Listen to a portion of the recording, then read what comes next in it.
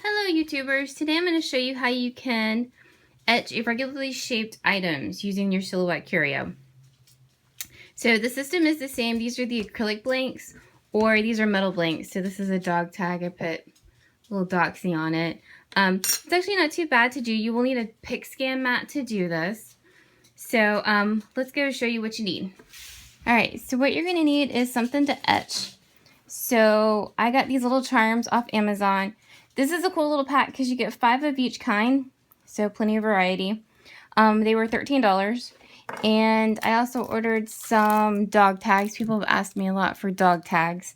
These were $9, and you get a bunch. So you get a bunch of them. So those are from Amazon. The blanks are coming from Chameleon. This is Georgia. It's my home state. And then you either need the Chomas etching tool or the etching tool from Silhouette. The Chomas tool produces a smoother etch, but it is more expensive. And this guy produces a little bit rougher of an etch, but is a much less expensive tool. If you're going to do a lot of etching, you might want to look into investing in one of these. They look the same to the touch, or they look the same, but to the touch you can feel the difference. Now, I'm using the little base for the Curio. You will need a Pixscan Mat to do this. You can either use, this is the Curio little Pixscan Mat, or you can use one of the Pixscan Mats from the Silhouette, as long as it's a Pixscan Mat of some kind. We're going to make another set of templates using the Pixscan Mat, and this is on the Embossing Mat again, and this is just my little base. Now you're also going to need some kind of paper for us to trace on. It needs to be a light piece of paper to provide a lot of contrast. And then I've been using the chipboard from Silhouette to make my templates out of. Now you can use heavy duty cardstock if you want to as well. It doesn't have to be this chipboard, it's just what I have. Alright, so what we're going to do first is you're going to take, these are the charms I want to make a template for. This is my light piece of paper and my black pen. It needs to be something high contrast, so when you take your picture of it, it's easier for the Silhouette to read it. Originally I was using this craft paper, but it was picking up all these little dots when I was tracing it. So light, clean piece of paper, not like lined notebook paper, just a clean piece of paper. And basically what you're going to do is you're going to take your pen and trace around it as neatly as you can. George is a bit annoying because it's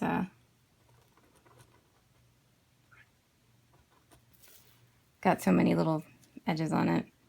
And then leave them for a minute until the pen dries. Learned that one the hard way too. So you're going to draw around them.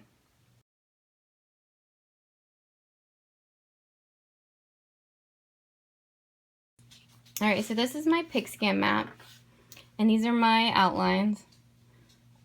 And what you're going to do is I cut the bottom off the paper off. And this was a brand new mat, so I took a towel just to take some of the sticky right off, because brand new mats and paper especially don't go together too well.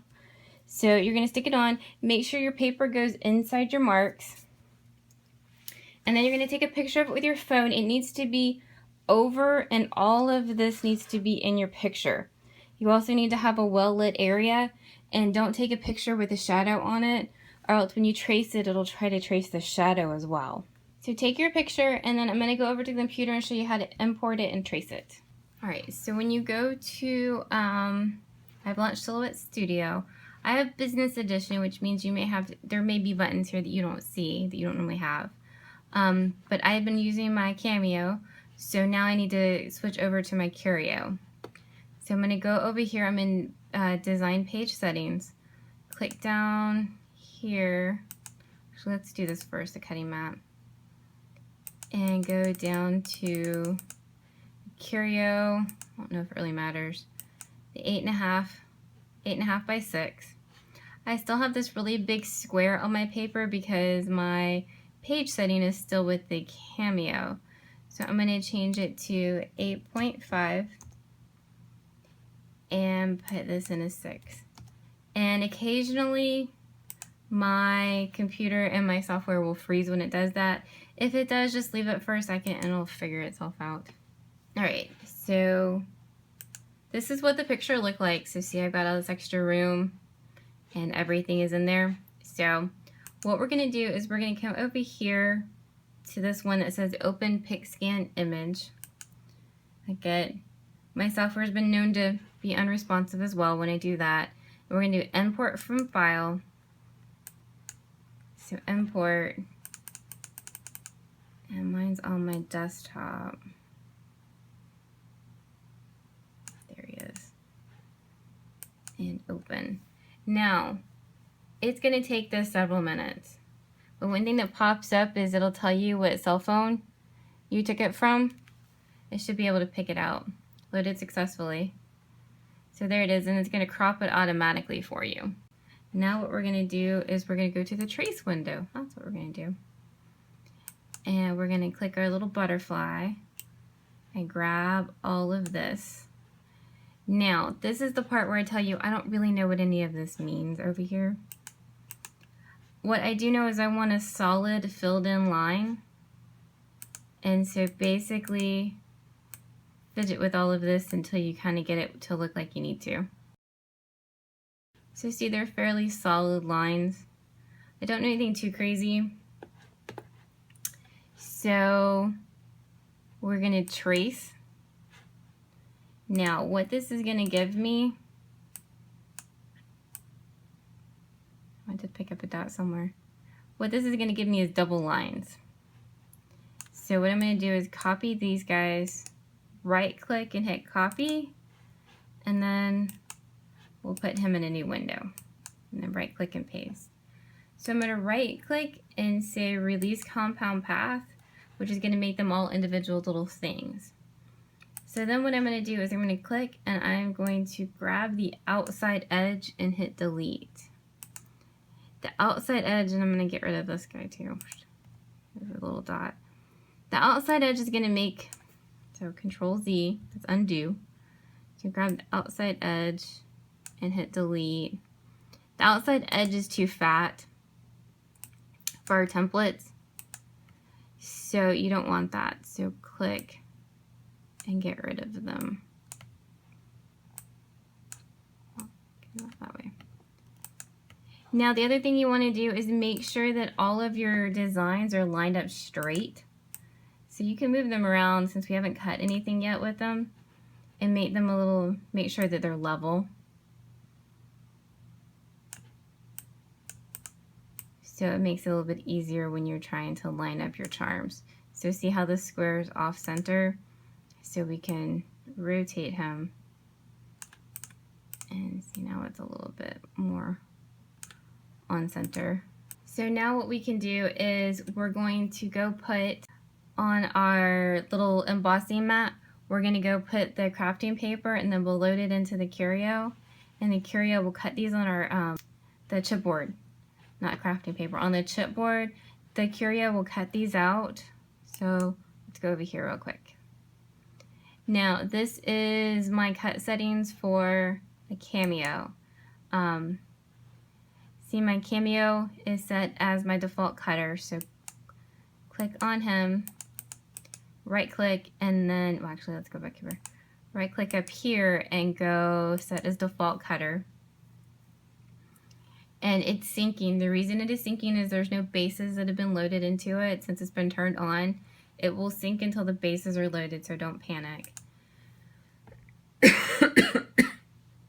So now we're over here, and now I have the cut settings for Curio instead of the Cameo. So this is just standard cutting. Tool 1 is just going to be chipboard.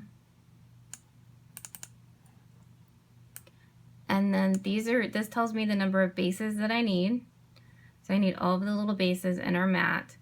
And then we're using our ratchet blade. And then I normally just let these settings, I just leave them alone. So let's go load up our mat. I've been using the embossing mat. It's the white fuzzy mat. It looks different than the standard Curio cutting mats. So what we're going to do is we're going to take, this is our chipboard, and unscientifically squish it on here.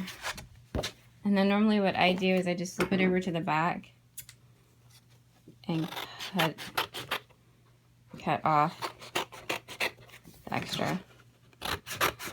You want to make sure that you're not blocking the holes because you're going to have to load them onto the base in a minute.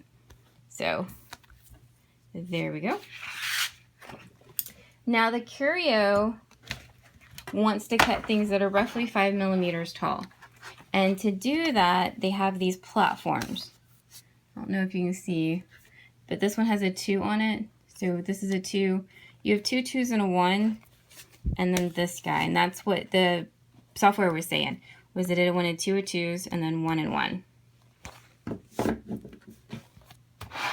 So you load them up onto the base, these clips, and clip them into place. And make sure the clips are down, because if for any reason they're not down, the machine does not like you. So there we go, and we'll just load it into the Curio now. All right, so let me slide this guy over. You have a power light that is blinking. It is blinking because your bases aren't in it. This is the thing that you use to set your bases, and this is your pause button. So what you're going to do is you're going to take your platform and you're going to put it in. And what I do is just slide it all the way to the back and hit the double arrow button, and it slides into place. I got my blade in there already. It's set to 5 like the software told me, and then I'm going to hit send to silhouette. So you just hit the double arrow button to remove it, and then you can just pop these right up. I normally save these and have them act as my cover when I'm not using them. You can reuse the template until it loses its sticky. And basically all this template, they don't have to be like just perfect fits. Basically all this template needs to do is when the machine is doing this, it needs to help hold them in place. And so we'll go back to the software and show you how to etch some designs. All right, so I'm going to go through this a bit quicker because I've done more in-depth videos. If I figure out how to do it, I'll put links on the screen. If not, they'll be in the description below. So I'm just going to etch 3 of these little metal ones just to show you. This is a little doxy. I just pulled him off the internet and traced him. And this is the concentric circles. You can see the circles that have been made. And then this is just a letter from my fonts that I pulled, and that's got a hatch fill in it. And then this is the word hello I just typed out just to show you real quick. Now you're going to shrink him down and put him in his little spot here. Now you don't want to get too close to any of the edges, and also remember there's a hole up here that you need to leave room for. So keep that in mind. Now I want to turn his line color blue because I'm going to cut by color so that we can cut these 3 blue ones together. Let's go over here to emboss and deboss. Technically we are debossing, and we're going to do parallel lines and then move it all the way down, and then we can move it down to 004, and that's as close as it'll go. And let's see. So we're going to go over here to cut settings, and we're going to check advanced, and then this is, we've checked, so if they're both checked, we'd be cutting both of them, but I just want the blue ones. And then we'll change this to metal etching sheets. It doesn't really matter, but just to say we did. And go down here, it'll change to the etching tool, which is really important because, we want to make sure that if you just use use the regular ratchet tool setting, it seems to give a messier cut. So the etching tool seems to give a better cut. We're actually going to use these platforms right in here, the 2 and the 2, and then the embossing mat. I'm going to turn my speed down to 3 and my thickness down to 14. That's what I found works the best. You can play around with any of these settings that you want to. And then I've already got it loaded into my Curio. So I'm going to hit the start button. Alright, the machine is done etching. Just pop them right off. Now I set these through a couple times. Now you can use these little leftovers to act as your little mat savers, or to keep the mat from getting unsticky from dust. But I sent these through a couple times. What I do is I start off at 14 and then just increase the depth each time. So, and don't increase it too much. You don't want it to bind.